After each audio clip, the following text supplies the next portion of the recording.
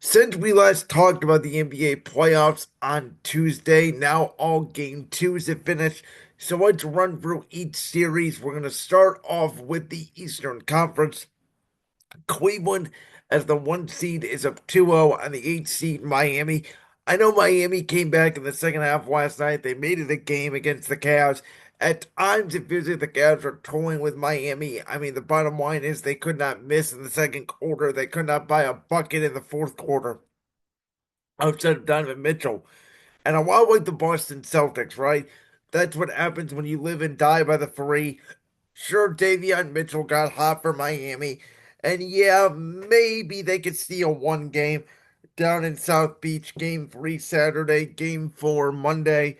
But the Cavs are just the better overall team. They're going to win this series in no less than 5 games. I'm still predicting a sweep.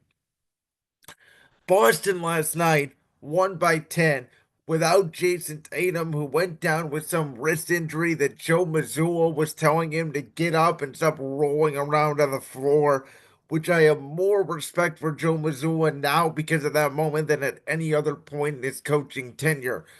Listen, the Magic last night, Pablo Banchero played great, gave you 32, 9, and 7, almost a triple double. Franz Wagner chipped in over 20 plus. It's just not enough to take out a Boston Celtics team who will do nothing but shoot threes and make more than the average team, and Orlando just can't keep up with them.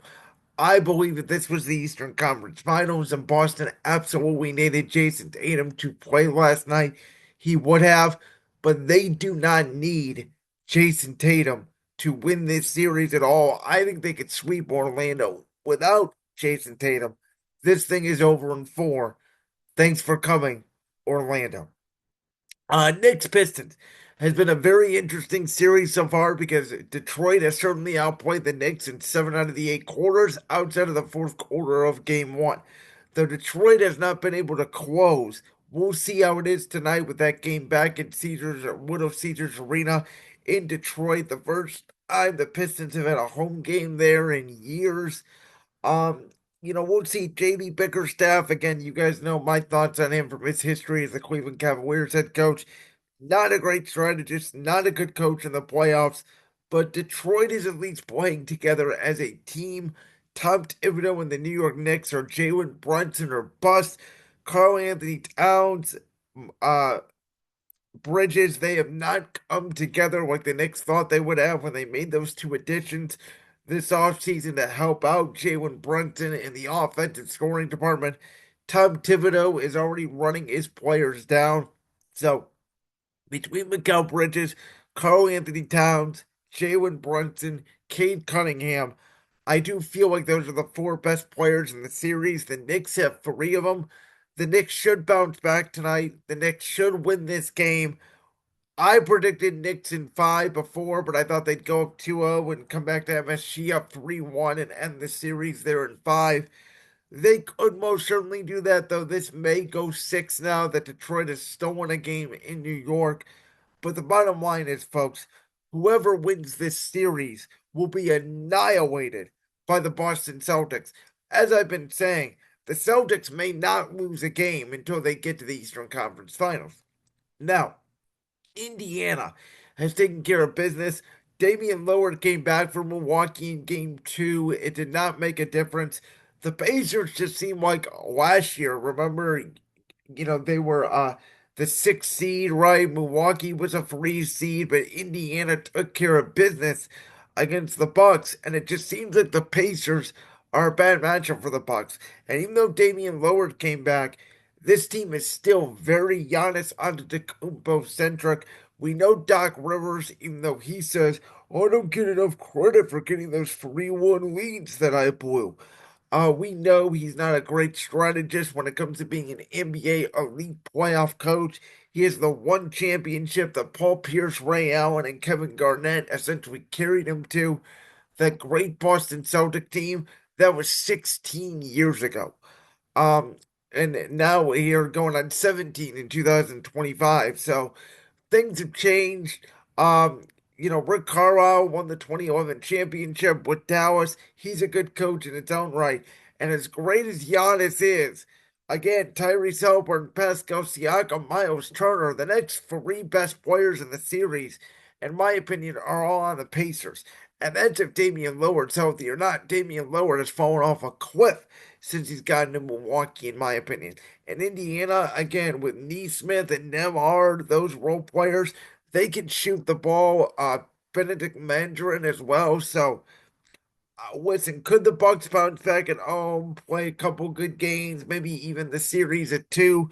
By the time we talk again on Tuesday, sure. But I got Indiana advancing with this series. I'll stick to my guns here. Indiana in six. Let's go to the West, which has the more interesting side of the bracket outside of Memphis, Oklahoma City. It's not even close. Just like Boston, Orlando, Oklahoma City is going to sweep uh, Memphis. See you later. Goodbye. They will await the winner of Clippers Nuggets, which has been the most even playoff series so far. You can make a case both teams could be up 2-0, so 1-1 feels about right. Nikola Jokic went absolutely crazy in game one, and he got support from the likes of Jamal Murray, Aaron Gordon, Michael Porter, Russell Westbrook. Oh, I like the Denver Nuggets that won the 2023 NBA championship. In game two, Jokic was turning the ball over. He was not aggressive offensively. It was one of his worst playoff games ever.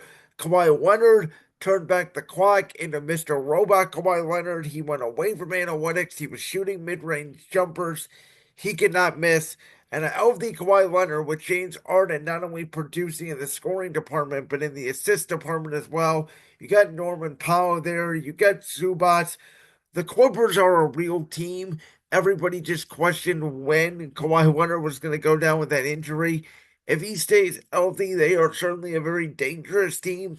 These two teams feel very even. It sort of feels like which superstar between Nikola Jokic and Kawhi Leonard is going to have the bigger game and the bigger impact is going to win the game. I think after four games, these two teams are going to be tied at two again. I think after six games, these two teams are going to be tied at three again. I am pretty certain this thing is going seven games. And I think being in Denver, the altitude at home, they know they lost game seven on their home floor last year to Minnesota. I think that's what will probably propel Denver over the top. It's unfortunate because Oklahoma City is going to be well rested when these two teams go through a war. And so, a great series it could be between one of these two teams in Oklahoma City may be hammered because these two teams are going to be physical with each other, and Oklahoma City is going to win by 20 points each and every night. The Lakers in game two came out. They inserted their authority on the Minnesota Timberwolves, who in game one were just getting open shots. The Lakers did not play any defense. And I said on Tuesday, I was not concerned about the Lakers in this series. I picked the Lakers in six for a reason. I think LeBron and Luca are the two best players in the series. That's no disrespect to Anthony Edwards. And I do feel like that again. The Lakers offense is fine, right? They get production from LeBron, Luca, Austin Reeves, Rory Hachimura, but their concern is going to be obviously without a center outside of Jackson Hayes on the defense side of the floor. When they play good defense, when they contest, when they get into people, even with their small ball lineup, they can cause problems the way they did for Minnesota in game two and the way they did for the rest of the league. I mean, they went stretches this year where they were top five, top 10 defense in the NBA post Luka trade. And then they go stretches where they give up wide open threes, their energy's not right, and they look like maybe the worst defensive team in basketball. So that's where we're at with the Lakers. It's overall, can the star power in the offense be consistent enough, and can their defense be good enough, get some easy buckets in transition, build that lead? Minnesota is going to probably steal one of the games at home, whether it's game three or game four. I bet this series goes back to LA tied at two games apiece, where the Lakers will win game five, and then they will also win game six in Minnesota. I think this thing goes six. And then, listen, I was all over Golden State over Houston. I felt really good after game one. And Jalen Green went crazy last night for the Rockets. Draymond Green got into it again, like he always does. Um, But the bigger concern here for Golden State is potentially the injury to Jimmy Butler, who fell really hard on his tailbone, had to miss the rest of the game. We don't know his status yet for game three, which will be in San Francisco at the Chase Center on Saturday night. If Golden State does not have Jimmy Butler, it significantly changes the series. Now, I'll be very clear. If Minnesota advances to the second round and they upset and shock the Lakers, in my opinion, one of these two teams, Golden State and Houston, would have a chance to take on Oklahoma City. I don't think they could beat Oklahoma City. If the Lakers advance, I think the Lakers are the best team to have a shot at Oklahoma City, and I don't think Golden State or Houston could beat them in a 7 game series. So, for the Warriors, it depends on, again, who wins that Minnesota Timberwolves Los Angeles Lakers series. But this Jimmy Butler injury could cost them their season. And for Houston, if Minnesota upsets the Lakers because these are two young teams and not a veteran team like the Lakers, this injury could be the difference between Houston not getting out of the first round and Houston making the Western Conference Finals. So it is a huge impact. Uh, Golden State is very Steph Curry reliant, and they obviously have Pods and they have Draymond. They don't really have another scorer, right? They're not playing Kaminga much in the playoffs because Steve Kerr doesn't trust the young guys. But he yields a good 3-point shooter, but he can be a little bit inconsistent. So I felt like going into the series, Golden State, Steph Curry, Jimmy Butler, the two best players in the series.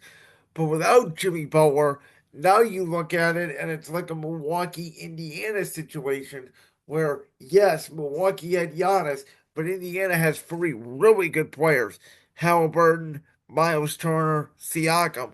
Golden State may have Steph, but Houston has Ahmed Thompson, Jalen Green, and Sengun.